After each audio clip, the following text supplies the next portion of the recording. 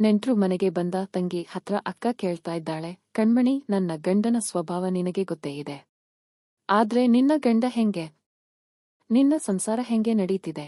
ಅದಕ್ಕೆ ತಂಗಿ ಮುಸಿ ನಗ್ತಾ, ಅಯ್ಯೋ ಅಕ್ಕ, ಅದೊಂದು ದೊಡ್ಡ ಇತಿಹಾಸ ಬಿಡು ಅಂದ್ಲು. ಸರಿ, ಇವತ್ತು ನಮ್ಮ ಕತೆಯ ನಾಯಕ ಕಿರಣ್ ವಿಷಯಕ್ಕೆ ಬರೋಣ. ಅಂದಹಾಗೆ ಕಿರಣ್ ಅನ್ನೋದು ನಿಜವಾದ ಹೆಸರಲ್ಲ. ಅವನಿಗೆ ಈಗ 29 ವರ್ಷ. 1.5-2 ವರ್ಷದ ಹಿಂದೆ ಕರ್ನಾಟಕ ಸರ್ಕಾರದ ಒಂದು ಒಳ್ಳೆ ಇಲಾಖೆಯಲ್ಲಿ ಅವನಿಗೆ ಖಾಯಂ ಕೆಲಸ ಸಿಕ್ತು. ಅಷ್ಟೇ, ಕೆಲಸ ಸಿಕ್ಕಿದ್ದೇ ತಡ, ಮನೆಯಲ್ಲಿ ಮದುವೆ ಮಾಡ್ಕೊ ಅಂತ ಪೀಡಿಸೋಕೆ ಶುರು ಮಾಡಿದ್ರು. ಅಲ್ಲಿಯವರೆಗೂ ಕಿರಣ್ ಆರಾಮಾಗಿ ತನ್ನದೇ ಪ್ರಪಂಚದಲ್ಲಿ ತೇಲಾಡ್ಕೊಂಡಿದ್ದ. ನಿಜ ಹೇಳ್ಬೇಕಂದ್ರೆ ಅವನಿಗೆ ಮದುವೆ ಆಗೋಕೆ ಅಷ್ಟಾಗಿ ಇಷ್ಟ ಇರಲಿಲ್ಲ. ಹೆಂಗಾದ್ರೂ ಮಾಡಿ ಚೆನ್ನಾಗಿ ಓದಿ ಒಂದು ಖಾಯಂ ಕೆಲಸ ಹಿಡಿಯಬೇಕು, ಕೈತುಂಬಾ ಕಾಸು ಸಂಪಾದನೆ ಮಾಡಬೇಕು ಅನ್ನೋದು ಒಂದೇ ಅವನ ತಲೆಯಲ್ಲಿ ಇದ್ದಿದ್ದು. ಅದಕ್ಕೆ ಅವನು ಹುಡುಗಿಯರ ಸಹವಾಸಕ್ಕೆ ಅಷ್ಟಾಗಿ ಹೋಗ್ತಿರಲಿಲ್ಲ, ಯಾರನ್ನೂ ಕಣ್ಣೆತ್ತಿ ನೋಡ್ತಿರಲಿಲ್ಲ. ಯಾವಾಗಾದ್ರೂ ತುಂಬಾ ಬೋರ್ ಆದಾಗ ಫೋನಿನಲ್ಲಿ ಏನಾದ್ರೂ ವಿಡಿಯೋ ನೋಡ್ಕೊಂಡು ಸುಮ್ಮನಾಗ್ತಿದ್ದ. ಅಷ್ಟೇ ಬಿಟ್ರೆ ಬೇರೆ ಯಾವ ತರಹದ ಚಟಗಳು ಅವನಿಗಿರಲಿಲ್ಲ. ಯಾವಾಗ ಕೆಲಸ ಸಿಗ್ಬಂತೋ ಮನಸ್ಸು ಸ್ವಲ್ಪ ನಿರಾಳ ಆಯ್ತು. ಅದೇ ಟೈಮಲ್ಲಿ ಮನೆಯವರು ಮದುವೆಗೆ ಬಲವಂತ ಮಾಡಿದ್ದಕ್ಕೆ ಸರಿ ನೋಡೋಣ ಬಿಡು ಅಂತ ಹುಡುಗಿ ನೋಡೋಕೆ ಹೊರಟ. ಆದ್ರೆ 3ನೇ ಹುಡುಗಿನ ನೋಡಿದ ತಕ್ಷಣ ಕಿರಣ್ಗೆ ಸಿಕ್ಕಾಪಟ್ಟೆ ಇಷ್ಟ ಆಗ್ಬಿಡ್ತು. ಈ ಕಾಲದಲ್ಲಿ ಎಲ್ಲರಿಗೂ 0 ಸೈಜ್ ಸಣ್ಣಗಿರೋ ಹುಡುಗಿರೇ ಇಷ್ಟ ಆಗ್ತಾರೆ. ಆದ್ರೆ ನಮ್ಮ ಕಿರಣ್ಗೆ ಯಾಕೋ ಅಂಥವ್ರು ಹಿಡಿಸ್ತಿರಲಿಲ್ಲ. ಹಾಗಂತ ತುಂಬಾ ದಪ್ಪನೂ ಇರಬಾರದು, ಮೀಡಿಯಂ ಆಗಿ ತುಂಬು ಮುಖದ ಹುಡುಗಿ ಬೇಕಿತ್ತು. ನೋಡಿದ ತಕ್ಷಣ ಮನಸ್ಸಿಗೆ ಒಂಥರ ಇಂಪ್ರೆಷನ್ ಬರಬೇಕಲ್ಲ, ಹಂಗಿದ್ದವಳೇ ಅವನಿಗೆ ಬೇಕಾಗಿದ್ದು. ಈ ಹುಡುಗಿನ ನೋಡಿದಾಗ ನನ್ನ ಬಾಳಿಗೆ ತಕ್ಕ ಜೋಡಿ ಇವಳೇ ಅಂತ ಅವನ ಮನಸ್ಸು ಜೋರಾಗಿ ಕೂಗಿ ಹೇಳ್ತು. ಸರಿ, ಅವಳಿಗೂ ಇಷ್ಟ ಆಗಬೇಕಲ್ಲ. ಆದ್ರೆ ಕಿರಣ್ ಏನಾದ್ರೂ ಕೇಳೋಕ್ಕಿಂತ ಮುಂಚೆನೇ ಅವಳೇ ನೇರವಾಗಿ ಹೇಳ್ಬಿಟ್ಲು, ನನಗೆ ನಿಮ್ಮನ್ನ ತುಂಬಾ ಇಷ್ಟ ಆಯ್ತು ಅಂತ. ಅವಳ ಮುಖದಲ್ಲಿದ್ದ ಆ ನಾಚಿಕೆ, ಆ ಕಳೆ, ಆ ಆಕರ್ಷಣೆ ನೋಡಿ ಕಿರಣ್ ಮರುಳಾಗಿ ಹೋದ. ಇನ್ನೇನು ಯೋಚನೆ ಮಾಡ್ತಾನೆ? ಅಷ್ಟು ದಿನ ಮದುವೆನೇ ಬೇಡ ಅಂತ ಅಪಾರ ಹಿಡಿದಿದ್ದವನು ಒಪ್ಪಿಗೆ ಕೊಟ್ಟುಬಿಟ್ಟ.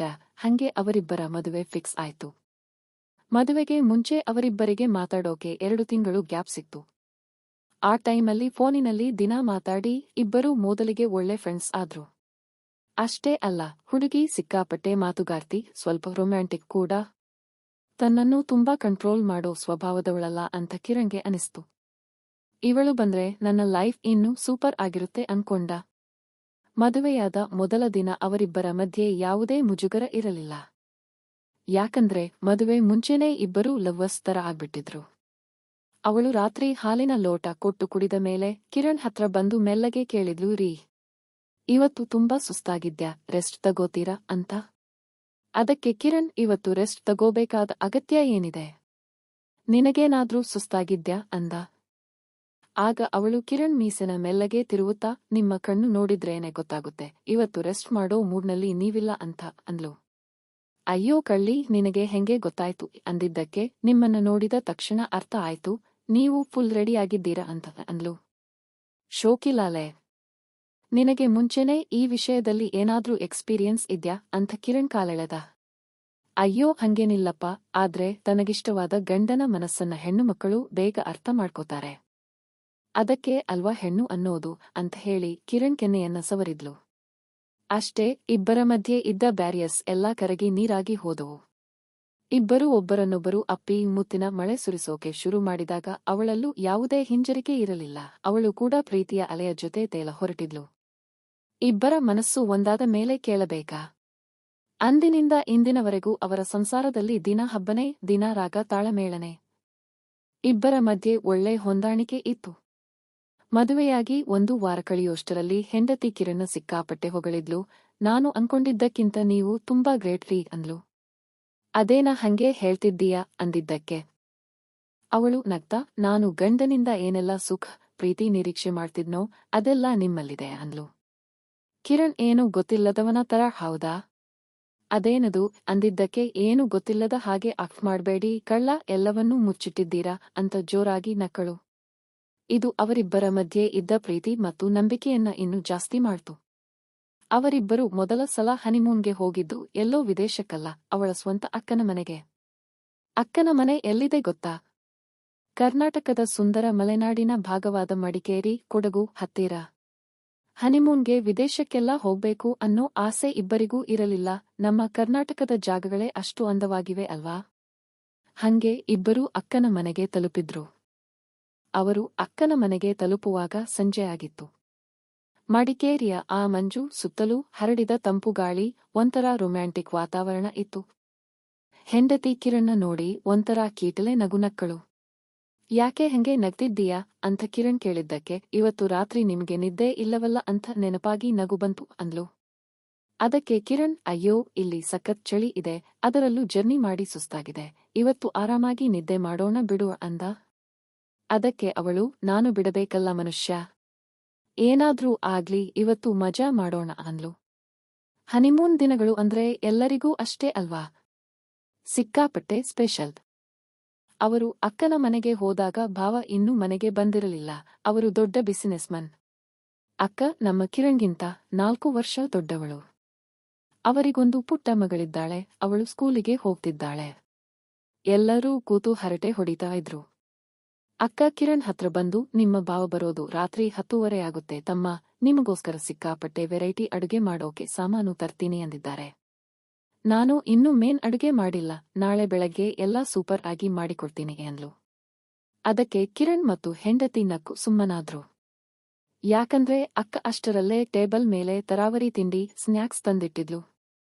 ಹಾಗಾಗಿ ಅವರಿಗೇನು ಅಷ್ಟಾಗಿ ಹಸಿವಿರಲಿಲ್ಲ. ಕರೆಕ್ಟಾಗಿ 10:30 ಆದಾಗ ಭಾವ ಬಂದ್ರು. ಅವರು ತಂದಿದ್ದ ಸ್ಪೆಷಲ್ ಐಟಮ್ಸ್ ನಾನ್ ವೆಜ್ ಊಟ ನಿಜಕ್ಕೂ ಅದ್ಭುತವಾಗಿತ್ತು. ಎಲ್ಲರೂ ಒಟ್ಟಿಗೆ ಕೂತು ಭರ್ಜರಿಯಾಗಿ ಊಟ ಮುಗಿಸಿದ್ರು. ಆಮೇಲೆ ಕಿರಣ್ ಮತ್ತು ಹೆಂಡತಿ ತಮಗಾಗಿ ರೆಡಿ ಮಾಡಿದ್ದ ಬೆಡ್ರೂಮ್ಗೆ ಹೋದ್ರು. ಅಕ್ಕ ಭಾವನ ರೂಮ್ ಇವರ ರೂಮ್ ಪಕ್ಕದಲ್ಲೇ ಇತ್ತು. ಆದ್ರೆ ಮಡಿಕೇರಿ ಚಳಿ ಮಂಜಿನ ವಾತಾವರಣ ಜೊತೆಯಾದಾಗ ಮೂಡ್ ಚೇಂಜ್ ಆಗೋದು ಸಹಜ ಅಲ್ವಾ? ಅಂದು ಅವರಿಬ್ಬರಿಗೂ ನಿದ್ದೆಯಿಲ್ಲದ ಹಬ್ಬದ ರಾತ್ರಿಯಾಗಿತ್ತು. ಪ್ರೀತಿಯ ಆಟ ಜೋರಾಗಿತ್ತು. ಅವತ್ತೇನೋ ಗೊತ್ತಿಲ್ಲ, ಕಿರಣ್ ಹೆಂಡತಿಗೆ ಬೇರೆ ದಿನಕ್ಕಿಂತ ಆವೇಶ, ಆತುರ ಸ್ವಲ್ಪ ಜಾಸ್ತಿನೇ ಇತ್ತು. ಕಿರಣ್ ಕೂಡ ಅದನ್ನ ಅಷ್ಟಾಗಿ ತಲೆಗೆ ಹಾಕಿಕೊಳ್ಳಲಿಲ್ಲ. ಯಾಕಂದ್ರೆ ಆ ಮೂಡ್ನಲ್ಲಿ ನಾವು ಪ್ರತಿಯೊಂದು ವಿಷಯವನ್ನು ಯೋಚನೆ ಮಾಡ್ತಾ ಕೂರಲ್ಲ ಅಲ್ವಾ? ಹಂಗೆ ಮೊದಲನೇ ದಿನ ತುಂಬಾ ರೋಮಾಂಚನಕಾರಿಯಾಗಿ ಕಳೀತು. ಅವರು ಅಲ್ಲಿ ಕನಿಷ್ಠ 4 ದಿನ ಇರಬೇಕು ಅಂತ ಪ್ಲಾನ್ ಮಾಡ್ಕೊಂಡು ಹೋಗಿದ್ರು. ಮಾರನೇ ದಿನ ಬೆಳಗ್ಗೆ ಅಕ್ಕ ಬಿಸಿ ಬಿಸಿ ಬ್ರೇಕ್ಫಾಸ್ಟ್ ರೆಡಿ ಮಾಡಿ ತಂದಿಟ್ಟಳು. ಆದ್ರೆ ಭಾವ ಅಷ್ಟರಲ್ಲೇ ಬಿಸಿನೆಸ್ ಕೆಲಸದ ಮೇಲೆ ಹೊರಟು ಹೋಗಿದ್ರು. ಅವರು ಬರೋದು ಇನ್ನೂ ಸಂಜೆನೆ. ಕಿರಣ್ ಡೈನಿಂಗ್ ಟೇಬಲ್ ಹತ್ರ ಬರುವಾಗ ಅಕ್ಕ ಹೆಂಡತಿಯ ಕಿವಿಯಲ್ಲಿ ಏನೋ ಪಿಸುಗುಡ್ತವ ಇದ್ಲು. ಅದಕ್ಕೆ ಹೆಂಡತಿ, ಅಯ್ಯೋ ಸಾರಿ ಅಕ್ಕ, ನಾನು ಗಮನಿಸಲೇ ಇಲ್ಲ ಅಂತಿದ್ಲು. ಕಿರಣ್ ಬರೋದನ್ನು ನೋಡಿ ಇಬ್ಬರೂ ತಟ್ಟನೆ ಮಾತು ನಿಲ್ಲಿಸಿದ್ರು. ತಿಂಡಿ ತಿಂದ ಮೇಲೆ ಕಿರಣ್ ಹೆಂಡತಿನ ರೂಮಿಗೆ ಕರೆದು ಕೇಳಿದ, ಏನೇ ಅಕ್ಕ ನಿನ್ನ ಕಿವಿಯಲ್ಲಿ ಏನು ಹೇಳ್ತಿದ್ಲು ಅಂತ. ಅದಕ್ಕವಳು, ಅಯ್ಯೋ ಅದನ್ನ ನಿಮ್ಮ ಹತ್ರ ಹೇಳೋಕೆ ಆಗಲ್ಲ ಬಿಡಿ ಅಂದ್ಲು. ಕಿರಣ್ ಬಿಡದೆ ಪೀಡಿಸಿದಾಗ ಹೇಳಿದ್ಲು, ಅಕ್ಕ ಹೇಳ್ತಿದ್ಲು, ನಿನ್ನೆ ರಾತ್ರಿ ನನ್ನ ಪ್ರೀತಿಯ ಕಿರುಚಾಟ ಸೌಂಡು ಅಕ್ಕನ ರೂಮ್ವರೆಗೂ ಕೇಳಿಸ್ತಿತ್ತಂತೆ. ಅದೇನ ಹಂಗೆ ಹೇಳ್ತೀಯಾ? ನಿನ್ನ ಅಕ್ಕ ರಾತ್ರಿ ನಿದ್ದೆ ಮಾಡ್ತಿರಲಿಲ್ವಾ ಅಂದ ಕಿರಣ್. ಅದು ನನಗೊತ್ತಿಲ್ಲ, ಆದ್ರೆ ಇನ್ಮೇಲೆ ಸ್ವಲ್ಪ ಕಂಟ್ರೋಲ್ನಲ್ಲಿ ಇರಿ, ಹೆಣ್ಣು ಮಕ್ಕಳು ಆ ತರ ಸೌಂಡ್ ಮಾಡ್ಬಾರದು ಅಂತ ಅಕ್ಕ ಬುದ್ಧಿ ಹೇಳಿದ್ಲು. ಅದಕ್ಕೆ ನಾನು ಸಾರಿ ಕೇಳಿದೆ ಅಂದ್ಲು. ಆಗ ಕಿರಣ್ ನೋಡ್ದ, ಈ ರೂಮ್ ಗೋಡೆಗಳು ತುಂಬಾ ತೆಳ್ಳಗಿವೆ, ಪಕ್ಕದಲ್ಲೇ ಅವರ ರೂಮ್ ಇದೆ, ಇಲ್ಲಿ ಆ ತರ ಮೂಡ್ ಮಾಡೋದು ಸರಿ ಬರಲ್ಲ, ನಿನಗೆ ಸ್ವಲ್ಪನೂ ಸುತ್ತಮುತ್ತಲಿನ ಪ್ರಜ್ಞೆ ಇರಲ್ವಾ ಅಂದ. ಅದಕ್ಕೆ ಹೆಂಡತಿ ತಿರುಗಿ ಬಿದ್ದು, ನಿಮಗಿಲ್ಲದ ಕಂಟ್ರೋಲ್ ನನಗ ಹೆಂಗೆ ಬರುತ್ತೆ, ನೀವೇ ಅಲ್ವಾ ಹಂಗೆ ಮಾಡಿದ್ದು ಅಂದ್ಲು.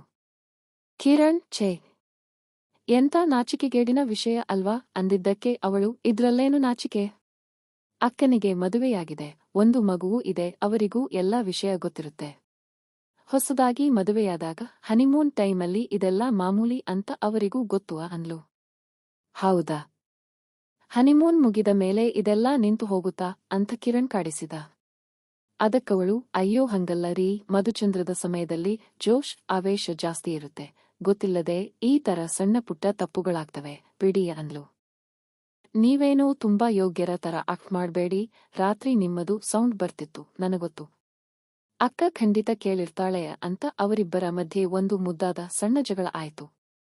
ಆದ್ರೆ ಹೆಂಡತಿನೇ ಕಿರಣ್ನ ಸಮಾಧಾನ ಮಾಡಿ, ನೀವೇನೂ ತಲೆ ಕೆಡಿಸ್ಕೋಬೇಡಿ, ನನಗೆ ಆ ಕ್ಷಣಕ್ಕೆ ಮಾತ್ರ ಮುಜುಗರ ಆಯ್ತು, ಆದ್ರೆ ಅಕ್ಕ ಅಲ್ವಾ, ಏನೂ ಅನ್ಕೊಳ್ಳಲ್ಲ ಅಂದ್ಲು.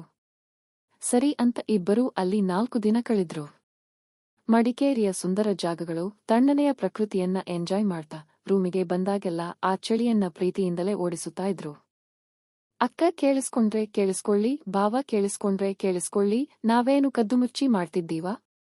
ಮದುವೆಯಾಗಿರೋ ಗಂಡ ಹೆಂಡತಿ ತಾನೇ ಅನ್ನೋ ಧೈರ್ಯದಲ್ಲಿ ಅವರ ಹನಿಮೂನ್ ದಿನಗಳು ಮುಗಿದ್ವು. ಅವರು ಅಲ್ಲಿಂದ ಹೊರಡುವಾಗ ಭಾವ ಇರಲಿಲ್ಲ, ಬಿಸಿನೆಸ್ ಕೆಲಸದಲ್ಲಿ ಬಿಜಿಯಾಗಿದ್ರು. ನೀವು ಬಂದಿದ್ದಕ್ಕೆ ಈ 4 ದಿನ ತುಂಬಾ ಚೆನ್ನಾಗಿತ್ತು ಅಂತ ಅಕ್ಕ ಇಬ್ಬರನ್ನೂ ಕಳಿಸಿಕೊಟ್ಲು. ಮಡಿಕೇರಿಯಿಂದ ವಾಪಸ್ ಮನೆಗೆ ಬರುವಾಗ ಹೆಂಡತಿ ಕಿರಣ್ ಹತ್ರ ಬಂದು ಮೆಲ್ಲಗೆ ಹೇಳಿದ್ಲು, ರೀ ನಿಮಗೊಂದು ವಿಷಯ ಹೇಳ್ತೀನಿ, ಆದ್ರೆ ತಪ್ಪು ತಿಳ್ಕೋಬೇಡಿ. ಏನದು ಹೇಳು ಅಂದ ಕಿರಣ್. ಅದು ಅಕ್ಕ ನನ್ನ ಹತ್ರ ನಿಮ್ಮ ಬಗ್ಗೆ ಸಿಕ್ಕಾಪಟ್ಟೆ ಡೀಟೇಲ್ಸ್ ಕೇಳಿದ್ಲು. ಏನಂತ ಕೇಳಿದ್ಲು ಅಂದ ಕಿರಣ್ ಆಶ್ಚರ್ಯದಿಂದ. ಅವಳು ಕಣ್ಣು ಸಣ್ಣಗೆ ಮಾಡ್ತಾ ಅಕ್ಕ ಕೇಳಿದ್ಲು, ನಿಮ್ಮ ಗಂಡ ಹೆಂಗೆ? ರೊಮ್ಯಾಂಟಿಕ್ ಆಗಿದ್ದಾರ? ಟೈಮಿಂಗ್ಸ್ ಹೆಂಗಿದೆ? ನಿನ್ನನ್ನ ಚೆನ್ನಾಗಿ ಖುಷಿಯಾಗಿ ಇಡ್ತಾರಾ? ಅವರಿಗೆ ಎಲ್ಲಾ ವಿಷಯದಲ್ಲೂ ಇಂಟರೆಸ್ಟ್ ಇದೆಯಾ? ಮೂಡ್ನಲ್ಲಿ ಇದ್ದಾಗ ಏನೇನು ಮಾತಾಡ್ತಾರೆ ಅಂತೆಲ್ಲ ಒಂಥರ ಕುತೂಹಲದಿಂದ ಸಿಕ್ಕಾಪಟ್ಟೆ ಪ್ರಶ್ನೆಗಳನ್ನ ಕೇಳಿದ್ಲು. ನಾನಂತೂ ನಾಚಿಕೊಳ್ತಾನೆ ಅಕ್ಕನಿಗೆ ಎಲ್ಲಾ ವಿಷಯಗಳಿಗೂ ಉತ್ತರ ಕೊಟ್ಟೆ. ಆದ್ರೆ ಅಕ್ಕನಿಗೆ ನಿಮ್ಮ ಬಗ್ಗೆ ತಿಳ್ಕೊಳ್ಳೋಕೆ ಯಾಕೋ ಅತಿಯಾದ ಕ್ಯೂರಿಯಾಸಿಟಿ ಇತ್ತು.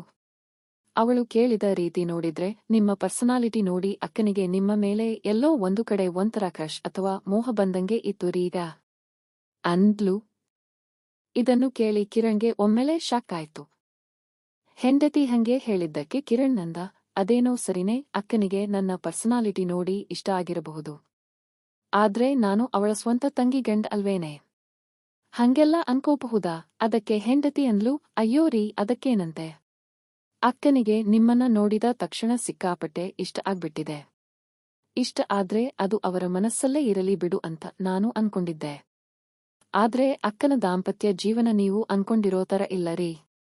ನನ್ನ ಮದುವೆ ತರ ಅಕ್ಕನ ಮದುವೆ ಖುಷಿಯಾಗಿ ಆಗ್ಲಿಲ್ಲ. ಅಕ್ಕನಿಗೆ ಇಷ್ಟ ಇಲ್ಲದಿದ್ರೂ ಮನೆಯವರೆಲ್ಲಾ ಬಲವಂತ ಮಾಡಿ ಭಾವನ ಜೊತೆ ಮದುವೆ ಮಾಡಿಸಿಬಿಟ್ರು. ಅದಕ್ಕೆ ಕಿರಣ್, ಅದಕ್ಕೀಗ ನಾನೇನು ಮಾಡೋಕೆ ಆಗುತ್ತೆ ಅಂದ. ಅಯ್ಯೋ ಮನುಷ್ಯ, ನಾನು ಹೇಳೋದನ್ನ ಪೂರ್ತಿ ಕೇಳಿ. ಅಕ್ಕ ಪಾಪ ಇದುವರೆಗೂ ಗಂಡನ ಜೊತೆ ನಿಜವಾದ ಸುಖ ಸಂತೋಷ ಅನ್ನೋದನ್ನೇ ನೋಡಿಲ್ಲವಂತೆ. ಮಡಿಕೇರಿಯ ಈ ಚಳಿ ವಾತಾವರಣದಲ್ಲಿ ಭಾವ ಒಂಥರ ತಣ್ಣಗಾಗಿ ಹೋಗ್ತಾರೆ ವಿನಾ ಗಂಡನಾಗಿ ಅಕ್ಕನಿಗೆ ಯಾವುದೇ ಸುಖ ಕೊಡ್ತಿಲ್ಲವಂತೆ. ಅಕ್ಕ ಕೇವಲ ಗಂಡರ ಖುಷಿಗೋಸ್ಕರ, ಸಂಸಾರದ ಕಟ್ಟುಪಾಡಿಗೋಸ್ಕರ ಸುಮ್ಮನೆ ನಾಟಕ ಮಾಡ್ಕೊಂಡು ಬದುಕ್ತಿದ್ದಾಳೆ.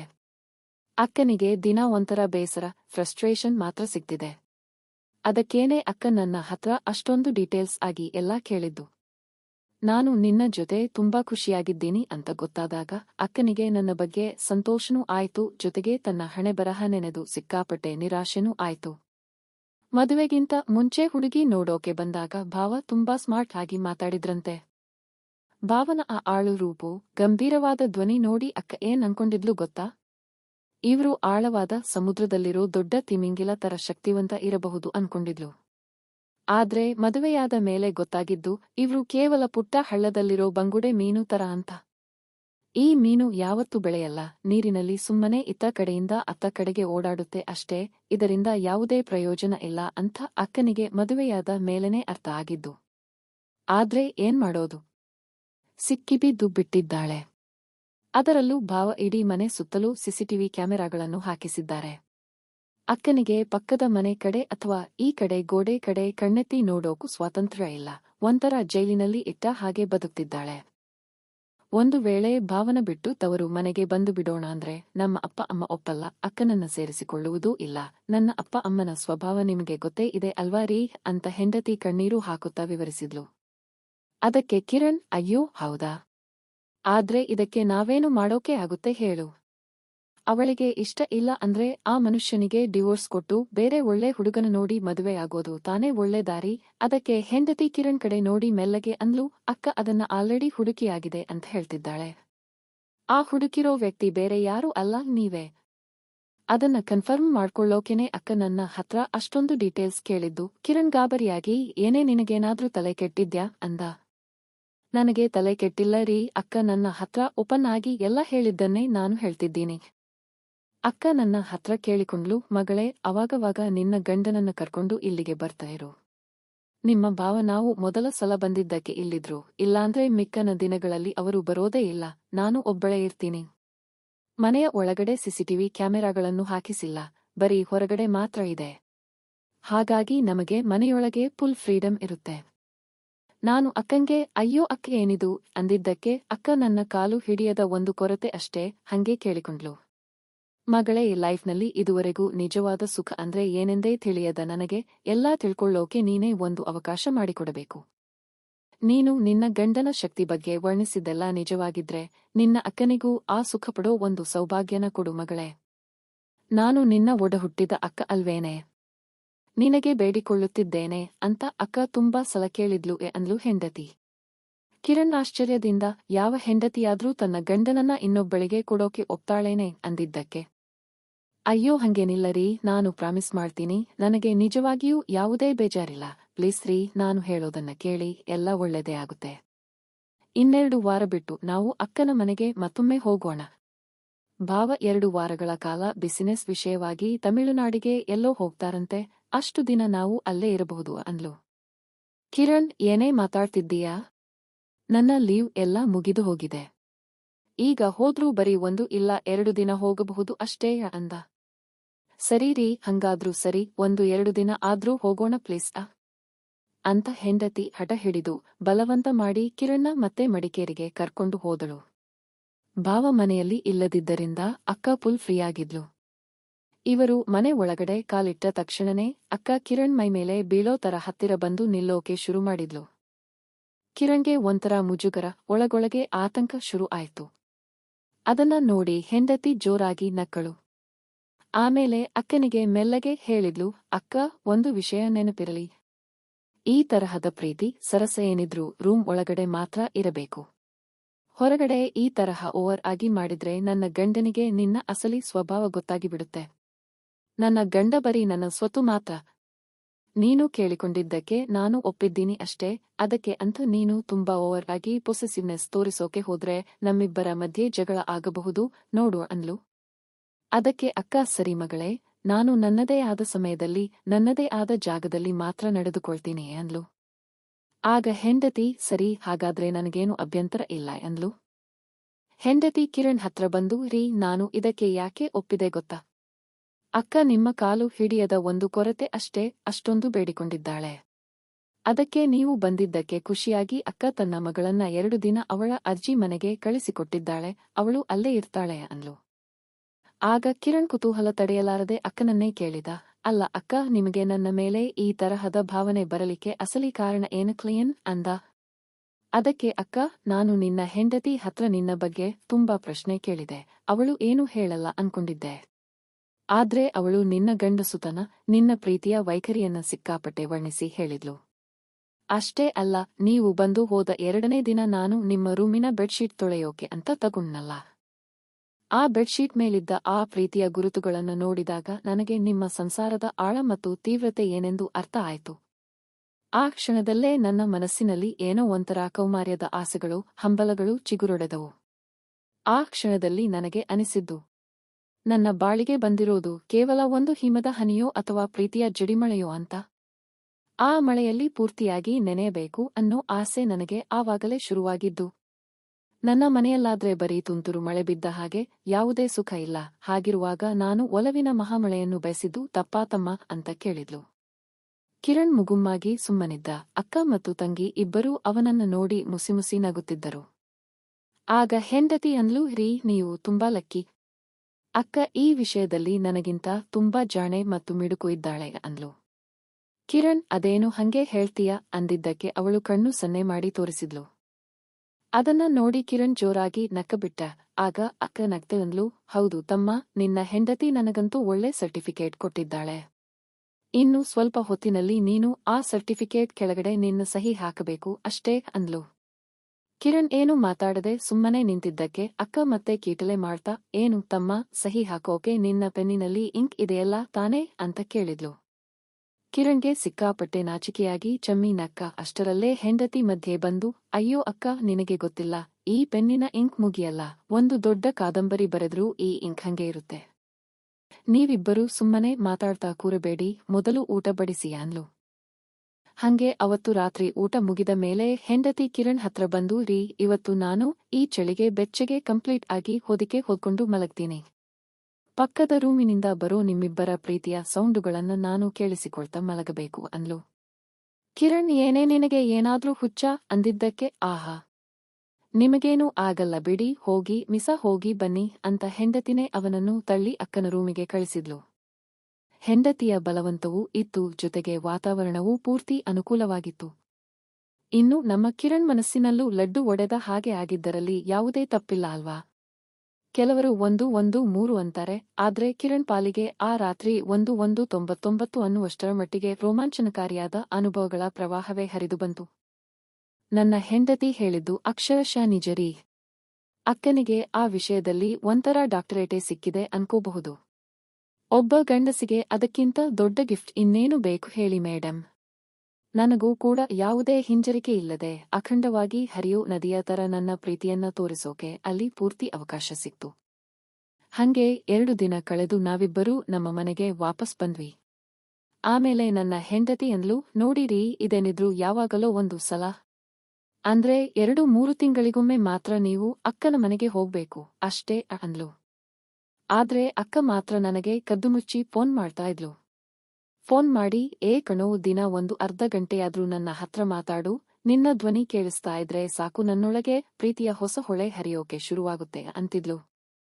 ಹಂಗೆ ಅಕ್ಕನ ಮನಸ್ಸಿನ ಆ ಪ್ರೀತಿಯ ಹರಿವನ್ನ ಇನ್ನೂ ಜಾಸ್ತಿ ಮಾಡೋಕೆ, ಅವಳ ಮೂಡ್ ಚೇಂಜ್ ಮಾಡೋಕೆ ನಾನು ದಿನಾ ಫೋನಿನಲ್ಲಿ ಸಿಕ್ಕಾಪಟ್ಟೆ ರೊಮ್ಯಾಂಟಿಕ್ ಆಗಿ ಮಾತಾಡ್ತಿದ್ದೆ. ಲೈಫ್ನಲ್ಲಿ ಒಬ್ಬರಿಗೊಬ್ಬರು ಸಹಾಯ ಮಾಡ್ತಾ ಇದ್ರೆ ನಮಗೆ ಗೊತ್ತಿಲ್ಲದೆ ಈ ತರಹದ ಪರಸ್ಪರ ಸಹಕಾರ ಬೆಳೆದು ಬಿಡುತ್ತೆ ಅಲ್ವಾ? ಅದೊಂಥರ ಮಜಾವಾದ ಪರಿಸ್ಥಿತಿ. ಇದಕ್ಕಿಂತ ಹೆಚ್ಚಾಗಿ ಅಕ್ಕ ಅಂತಿದ್ಲು, ನನ್ನ ತಂಗಿ ನಮಗೆ ಎಷ್ಟು ರೇಷನ್ ಕೊಟ್ಟಿದ್ದಾಳೋ ಅಷ್ಟರಲ್ಲೇ ತೃಪ್ತಿಪಡಬೇಕು, ಅದೇ ನಮ್ಮ ಹಣೆಬರಹ ಅಂತಿದ್ಲು.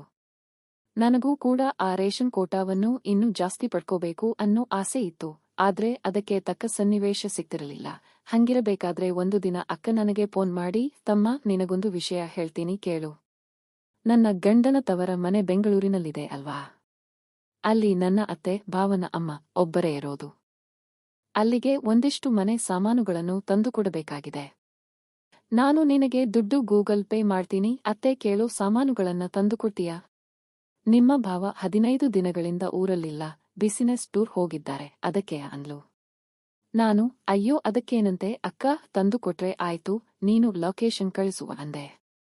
ಹಂಗೆ ಅಕ್ಕ ಅವರ ಅತ್ತೆಯಿರೋ ಬೆಂಗಳೂರಿನ ಮನೆಯ ಅಡ್ರೆಸ್ ಕಳಿಸಿದ್ಲು.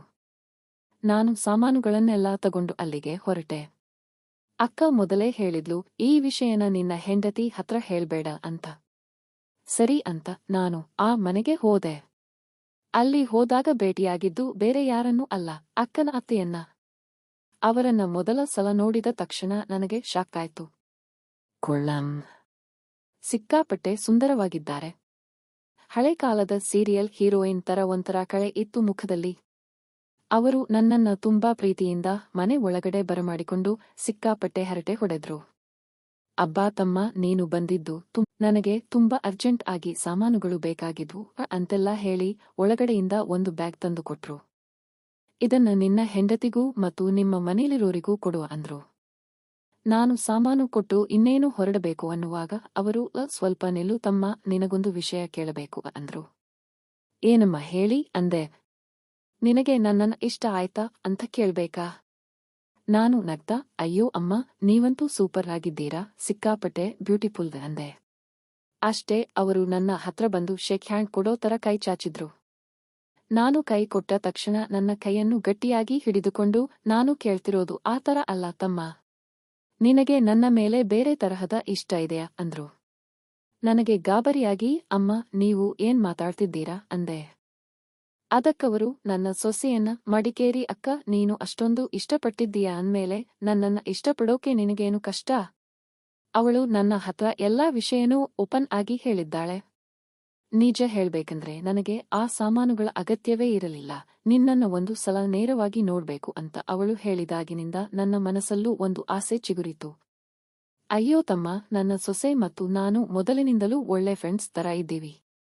ನನ್ನ ಮಗನ ಸ್ವಭಾವ ಅವಳಿಗೆ ಗೊತ್ತು, ಅವಳು ಅವನ ಜೊತೆ ಬದುಕ್ತಾ ಇರೋದೇ ದೊಡ್ಡ ಸಾಹಸ. ನನ್ನ ಮಗ ಅವಳನ್ನ ಒಂಥರ ಜೈಲಿನಲ್ಲಿ ಇಟ್ಟ ಹಾಗೆ ಇಟ್ಟಿದ್ದಾನೆ, ಅವಳಿಗೆ ಇಲ್ಲಿಗೆ ಬರೋಕೆ ಮಾತ್ರ ಫ್ರೀಡಮ್ ಇರೋದು. ತುಂಬಾ ದಿನಗಳ ಮುಂಚೆನೇ ಸೊಸೆ ನನಗೆ ಈ ವಿಷಯಗಳನ್ನೆಲ್ಲ ಹೇಳಿದ್ಲು. ನನ್ನ ಮಗನ ಹತ್ರ ಏನು ಕೇಳಿದ್ರೂ ವೇಸ್ಟ್, ಅವನ ತಂದೆಯೂ ಹಂಗೇನೇ ಇದ್ರು, ನನ್ನ ಇಡೀ ಲೈಫ್ ಸುಖ ಇಲ್ಲದೆ ಒಣಗಿ ಹೋಗಿದೆ. ಇದೆಲ್ಲವನ್ನ ನಾನು ಸೊಸೆ ಹತ್ರ ಹೇಳ್ಕೊಂಡ ಮೇಲೆ ನಮ್ಮಿಬ್ಬರ ಮಧ್ಯೆ ಬಾಂಡಿಂಗ್ ಇನ್ನೂ ಸ್ಟ್ರಾಂಗ್ ಆಯ್ತು. ಅವಳು ತನ್ನ ಆಸೆಗಳನ್ನ ನನ್ನ ಹತ್ರ ಹೇಳ್ಕೊಳ್ತಾ ಇದ್ಲು, ನಾನು ವಯಸ್ಸಾಗಿದ್ರೂ ನನ್ನ ಮನಸ್ಸಲ್ಲಿರೋ ರೊಮ್ಯಾಂಟಿಕ್ ಕಲ್ಪನೆಗಳನ್ನ ಅವಳ ಹತ್ರ ಶೇರ್ ಮಾಡ್ಕೊಳ್ತಾ ಇದ್ದೆ. ನಾನು ಇಲ್ಲಿ ಒಬ್ಬಳೇ ಇರ್ತೀನಿ, ಆದ್ರೆ ಇಲ್ಲೂ ಸುತ್ತಮುತ್ತ ನೆಂಟ್ರು ಇರೋದ್ರಿಂದ ನನಗೂ ಕೆಲವು ಕಟ್ಟುಪಾಡುಗಳಿವೆ. ನನ್ನ ಆಸೆಗಳಿಗೆ ಯಾವುದೇ ದಾರಿ ಇಲ್ಲದಿದ್ದಾಗ ಸೊಸೆ ನನಗೆ ನಿಮ್ಮ ಕಥೆಯನ್ನೆಲ್ಲ ಪೂರ್ತಿಯಾಗಿ ಹೇಳಿದ್ಲು. ತನ್ನ ತಂಗಿನ ಸೆಂಟಿಮೆಂಟ್ಸ್ನಲ್ಲಿ ಲಾಕ್ ಮಾಡಿ ಮಡಿಕೇರಿಗೆ ನಿಮ್ಮನ್ನ ಕರ್ಕೊಂಡು ಬಂದ ಪ್ಲಾನ್ ಎಲ್ಲ ಸೊಸೆನೇ ಮಾಡಿದ್ದು. ಆದ್ರೆ ಆ ಪ್ಲಾನ್ ಇಷ್ಟೊಂದು ಸಕ್ಸಸ್ ಆಗುತ್ತೆ ಅಂತ ಅವಳಿಗೂ ಗೊತ್ತಿರಲಿಲ್ಲ. ನಿನ್ನ ಅದೃಷ್ಟಕ್ಕೆ ನಿನ್ನ ಹೆಂಡತಿಯೂ ತನ್ನ ಅಕ್ಕನ ಸೆಂಟಿಮೆಂಟ್ಸ್ಗೆ ಬಿದ್ದುಬಿಟ್ಲು. ಈಗ ನಿನ್ನ ಪರಿಸ್ಥಿತಿ ಹೆಂಗಿದೆ ಅಂದ್ರೆ ಒಂದೇ ಕಲ್ಲಿನಲ್ಲಿ ಎರಡು ಹಕ್ಕಿ ಹೊಡೆದ ಹಾಗೆ. ಅದಕ್ಕೇನೆ ಸೊಸೆ ಹತ್ರ ನಾನು ಮಾತಾಡಿದ್ದು. ನನಗೂ ಅಲ್ಲಿ ಒಂದು ಚಾನ್ಸ್ ಸಿಗುತ್ತಾ ನೋಡು ಅಂತ. ಅದಕ್ಕೆ ಅವಳೇ ಅಂದ್ಲು, ಅಮ್ಮ, ನಾನು ಅವನನ್ನ ನಿಮ್ಮ ಮನೆಗೆ ಕಳಿಸ್ತೀನಿ, ನೀವೇ ಡೈರೆಕ್ಟ್ ಆಗಿ ಮಾತಾಡಿ ಅಂತ. ಅದಕ್ಕೆ ತಮ್ಮ, ನೀನೇನು ಯೋಚನೆ ಮಾಡ್ಬೇಡ ಅಂದ್ರು ಅತ್ತೆ. ನಾನು, ಅಯ್ಯೋ ಅಮ್ಮ, ಆದ್ರೆಯ ಅಂದೆ. ನೀನೇನು ಮಾತಾಡಬೇಡ ತಮ್ಮ. ನಿನಗೆ ನಿನ್ನ ಅಕ್ಕನನ್ನ ಸೊಸೆಯನ್ನ ಭೇಟಿಯಾಗಬೇಕು ಅನ್ಸಿದಾಗಲೆಲ್ಲ ನೀನು ಇಲ್ಲಿಗೆ ಬರಬಹುದು. ಅವಳು ನನ್ನನ್ನ ನೋಡೋ ನೆಪದಲ್ಲಿ ಇಲ್ಲಿಗೆ ಬಂದು 2 ದಿನ ಇರ್ತಾಳೆ. ಅವಳ ಗಂಡನಿಗೆ ಯಾವುದೇ ಅನುಮಾನ ಬರಲ್ಲ. ಇಲ್ಲಿ ಬಂದ್ರೆ ನೀವಿಬ್ಬರೂ ಖುಷಿಯಾಗಿರಬಹುದು, ಜೊತೆಗೆ ನನಗೂ ನಿನ್ನ ಪ್ರೀತಿ ಸಿಗುತ್ತೆ. ಒಂದೇ ಪೆಟ್ಟಿಗೆ ಅಕ್ಕನೂ ಸಿಗ್ತಾಳೆ, ಅತ್ತೆಯೂ ಸಿಗ್ತಾಳೆ ಅಂದ್ರು. ನನಗೆ ಅದನ್ನು ಕೇಳಿದಾಗ ಒಳಗೊಳಗೆ ಒಂಥರ ಲಾಟರಿ ಹೊಡೆದ ಹಾಗೆ ಅನಿಸಿತು. ಅಕ್ಕನಿಗೆ ತನ್ನ ಅತ್ತೆಯನ್ನ ನೋಡೋ ನೆಪದಲ್ಲಿ ಬೆಂಗಳೂರಿಗೆ ಬಂದು 2 ದಿನ ಇರೋಕೆ ಒಳ್ಳೆ ಚಾನ್ಸ್ ಸಿಕ್ತು. ಇನ್ನು ನನಗೆ ನನ್ನ ಡ್ಯೂಟಿ ಮುಗಿಸಿ ಕೇವಲ ಅರ್ಧ ಗಂಟೆಯಲ್ಲಿ ಈ ಮನೆಗೆ ತಲುಪೋಕೆ ಆಗುತ್ತೆ. ಇಲ್ಲಿಗೆ ತುಂಬಾ ದೂರನೂ ಇಲ್ಲ. ಎಲ್ಲ ಮ್ಯಾನೇಜ್ ಮಾಡಿ ನಾನು ಕರೆಕ್ಟ್ ಟೈಮಿಗೆ ನನ್ನ ಸ್ವಂತ ಮನೆಗೂ ಹೋಗಬಹುದು. ಲೇಟ್ ಆದ್ರೆ ಆಫೀಸ್ ಕೆಲಸ ಇತ್ತು ಅಂತ ಸುಳ್ಳು ಹೇಳಿದ್ರೆ ಮುಗೀತು. ಹಂಗೆ ಮೇಡಮ್, ನನ್ನ ಲೈಫ್ನಲ್ಲಿ ಇಷ್ಟೊಂದು ದೊಡ್ಡ ಟ್ವಿಸ್ಟ್ಗಳು ಎದುರಾದವು. ಆಮೇಲೆ ಹೆಂಡತಿ ಹೇಳಿದಾಗಲೆಲ್ಲ ನಾನು ಅಕ್ಕನ ಮನೆಗೆ ಹೋಗ್ತಿದ್ದೆ. ಅದು ಅಕ್ಕನೇ ಎಲ್ಲಾ ಪ್ಲಾನ್ ಮಾಡಿ ಸಿಚುವೇಶನ್ ಕ್ರಿಯೇಟ್ ಮಾಡ್ತಿದ್ಲು. ಅಲ್ಲಿ ನಾನು ಹೆಂಡತಿ ಮುಂದೆ ತುಂಬಾ ಬುದ್ಧಿವಂತ ಗಂಡನ ತರಾನೇ ಆಕ್ಟ್ ಮಾಡ್ತಿದ್ದೆ. ಆದ್ರೆ ಅತ್ತೆಯ ವಿಷಯ ಮಾತ್ರ ನಾನು ಇದುವರೆಗೂ ನನ್ನ ಹೆಂಡತಿಗೆ ಗೊತ್ತಾಗದ ಹಾಗೆ ಮುಚ್ಚಿಟ್ಟಿದ್ದೀನಿ. ಒಂದು ವೇಳೆ ಹೆಂಡತಿಗೆ ಗೊತ್ತಾದ್ರೆ ಅವಳು ಖಂಡಿತ ಒಪ್ಪಲ್ಲ. ಯಾಕಂದ್ರೆ ಅವಳು ಅಕ್ಕನ ವಿಷಯ ಒಪ್ಪಿದ್ದು ಕೇವಲ ಅಕ್ಕನ ಮೇಲಿರೋ ಸೆಂಟಿಮೆಂಟ್ಸ್ ಮತ್ತು ಪ್ರೀತಿಯಿಂದ ಮಾತ್ರ. ಆದ್ರೆ ಅತ್ತೆಯ ವಿಷಯದಲ್ಲಿ ಹಂಗೆ ಆಗಲ್ಲ ಅಲ್ವಾ? ಅದಕ್ಕೆ ನಾನು ಎಲ್ಲವನ್ನೂ ಸದ್ದಿಲ್ಲದೆ ಮ್ಯಾನೇಜ್ ಮಾಡ್ಕೊಂಡು ಹೋಗ್ತಿದ್ದೀನಿ. ಇದೆಲ್ಲ ಎಲ್ಲಿ ಹೋಗಿ ಕೊನೆಗೊಳ್ಳುತ್ತೆ ಅಂತ ನನಗೂ ಗೊತ್ತಿಲ್ಲ. ಆದ್ರೆ ಮೇಡಮ್, ನೀವು ಹೇಳೋ ಹಾಗೆ ಸದ್ಯಕ್ಕಂತೂ ಎಲ್ಲಾ ಸ್ಮೂತ್ ಆಗಿ ನಡೀತಿದೆ. ಲೈಫ್ ಸೂಪರ್ ಆಗಿದೆ. ಮುಂದೆ ಏನಾಗುತ್ತೋ ದೇವರಿಗೆ ಗೊತ್ತು. ಹೌದು. ಯಾವುದೇ ರಹಸ್ಯ ಅಥವಾ ಸಮಸ್ಯೆಯನ್ನು ನಾವು ಹೇಗೆ ಹ್ಯಾಂಡಲ್ ಮಾಡ್ತೀವಿ ಅನ್ನೋದರ ಮೇಲೆ ಎಲ್ಲಾ ನಿರ್ಧಾರ ಆಗುತ್ತೆ. ಕೆಲವೊಮ್ಮೆ ಈ ತರಹದ ಸೀಕ್ರೆಟ್ಗಳು ತುಂಬಾ ದಿನಗಳ ಕಾಲ ಯಾರಿಗೂ ಗೊತ್ತಾಗದೆ ಮುಂದುವರಿಯಬಹುದು. ಇಲ್ಲಾಂದ್ರೆ ಒಂದೇ ದಿನದಲ್ಲಿ ಎಲ್ಲರಿಗೂ ಸಿಕ್ಕಿಬಿದ್ದು ಹೋಗಬಹುದು. ಯಾವುದನ್ನು ಗ್ಯಾರಂಟಿ ಹೇಳೋಕೆ ಆಗಲ್ಲ. ಈ ಕಾಲದಲ್ಲಿ ಯಾವುದೇ ರಹಸ್ಯವನ್ನ ತುಂಬಾ ದಿನ ಮುಚ್ಚಿಡೋದು ತುಂಬಾ ರಿಸ್ಕ್ ಮತ್ತು ಕಷ್ಟದ ಕೆಲಸ. ಹಾಗಾಗಿ ಈ ತರಹದ ವಿಷಯಗಳನ್ನ ಯಾವತ್ತೂ ಪ್ರೋತ್ಸಾಹಿಸಬಾರದು. ಆದ್ರೆ ಇದೊಂದು ಕತೆ ಆಗಿರೋದ್ರಿಂದ ನಾವು ಕೇವಲ ಎಂಜಾಯ್ ಮಾಡಬಹುದು ಅಷ್ಟೇ. ಆದ್ರೆ ನಿಜ ಜೀವನದಲ್ಲಿ ಇದಕ್ಕೆ 1% ಕೂಡ ಸಪೋರ್ಟ್ ಮಾಡೋಕೆ ಆಗಲ್ಲ.